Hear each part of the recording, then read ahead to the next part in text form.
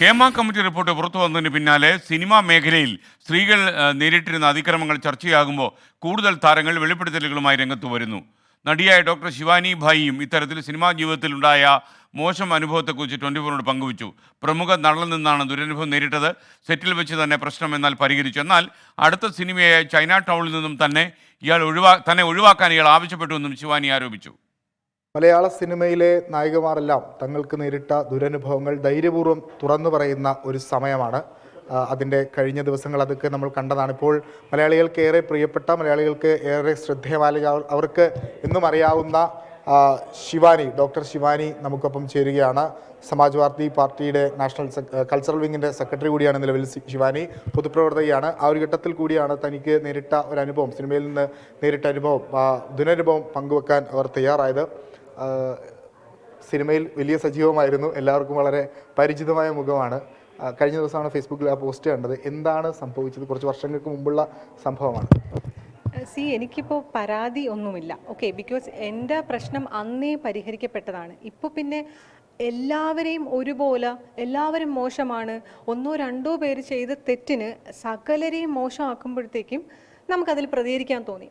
അപ്പോൾ 100 പേരെടുത്താൽ 2 or 3 പേരെ കാണുള്ളൂ ഇങ്ങനെയുള്ളത്. അതിപ്പോൾ മനുഷ്യരിൽ തന്നെ അങ്ങനെയല്ലേ, നല്ലതുകൊണ്ട് ചീത്തയുണ്ട്. താങ്കൾ കുറേ സിനിമകൾ അഭിനയിച്ചിട്ടുണ്ട്. താങ്കൾക്ക് നേരിട്ട ഒരു അനുഭവം അതെന്തായിരുന്നു? ഈ ഒരു പ്രമുഖ നടൻ എന്നുള്ളത് തന്നെയാണ് ഞാൻ മനസ്സിലാക്കുന്നത്. എന്നാലും എന്തായിരുന്നു അത്? ഞാൻ അഭിനയിച്ചിരുന്ന ഒരു മൂവിയിൽ രാത്രി ഒരു 12 മണി 1 മണിക്കൊക്കെ ഇങ്ങനെ വന്നിട്ട് തട്ടിയിട്ട് ഓടിപ്പോവും.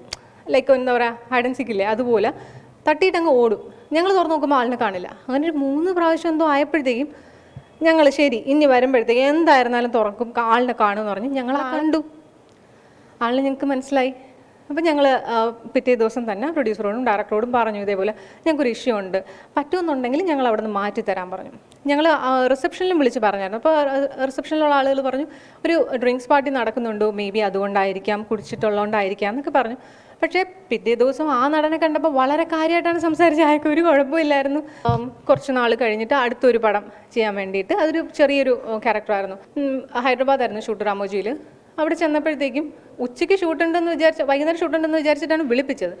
അന്നില്ല, അന്ന് വെറുതെ ഇരുന്നു. സെക്കൻഡ് ഡേ വെറുതെ ഇരുന്നു. തേർഡ് ഡേ കുറച്ച് റീസൺസ് പറയുന്നുണ്ടായിരുന്നു, കോമ്പിനേഷൻ ആർട്ടിസ്റ്റ് ഇല്ല, അങ്ങനെ പല റീസൺസും പറയുന്നുണ്ടായിരുന്നു. But 4th day അഭിനയിപ്പിച്ചു.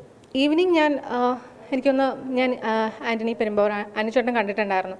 അപ്പോൾ ബൈ ചാൻസ് നമ്മളിങ്ങനെ കണ്ടതാണ്. അപ്പോൾ അനുചേട്ടൻ ചോദിച്ചു, നിനക്ക് ആ ആർട്ടിസ്റ്റുമായിട്ട് എന്തെങ്കിലും ഇഷ്യൂ ഉണ്ടോ എന്ന് ചോദിച്ചു. ഞാൻ ഇല്ലല്ലോ. അപ്പോഴത്തേക്കും പറഞ്ഞു, അപ്പോൾ എന്തോ ഇഷ്യൂ ഉണ്ട്, ഇന്ന് ആ സിനിമയിൽ എന്തെങ്കിലും ഇഷ്യൂ ഉണ്ടാവുമെന്ന് വെച്ച് കഴിഞ്ഞാൽ ഞാൻ ഒന്ന് അങ്ങനെ ഒരു സംഭവം നടന്നിട്ടുണ്ടെന്ന് പറഞ്ഞു. അപ്പം നിന്നെ അയാൾ അഭിനയിപ്പിക്കേണ്ടെന്ന് പറഞ്ഞിരുന്നു. നിന്നെ എയർപോർട്ടിൽ വെച്ച് കണ്ട സമയം തന്നെ ഞങ്ങൾ വിളിച്ചിട്ടുണ്ടായിരുന്നു.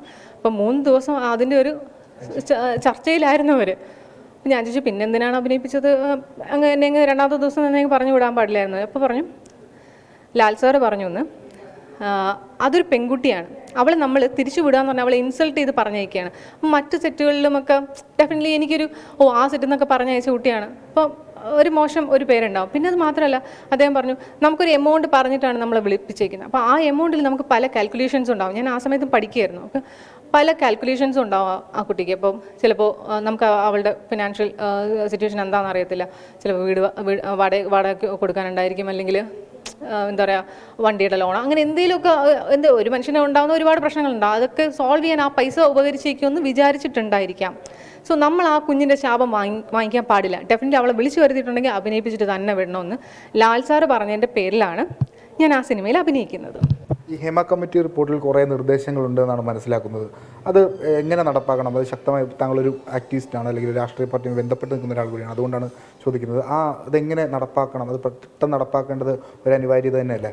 ഡെഫിനറ്റ്ലി. കാര്യം ഇത്രയും പേര് മുന്നോട്ട് വന്ന് ഇങ്ങനൊരു അവർക്ക് മോശം അനുഭവം ഉണ്ടായി എന്ന് പറയുമ്പോൾ ഡെഫിനറ്റ്ലി അതിന് വേണ്ട പ്രിക്കോഷൻസ് ഡെഫിനറ്റ്ലി എടുക്കണം. കാര്യം ഇങ്ങനെ ഒരു പരാതി പറയാൻ പാടില്ല. കാര്യം ഇതൊരു വലിയ ഇൻഡസ്ട്രിയാണ്. ഈ ഇൻഡസ്ട്രിയെ തകർക്കാനും പലരും ശ്രമിക്കുന്നുണ്ടാവും. ശരിക്കും ജെന്യൂനായിട്ടുള്ള പ്രശ്നങ്ങളുണ്ടായിരിക്കാം.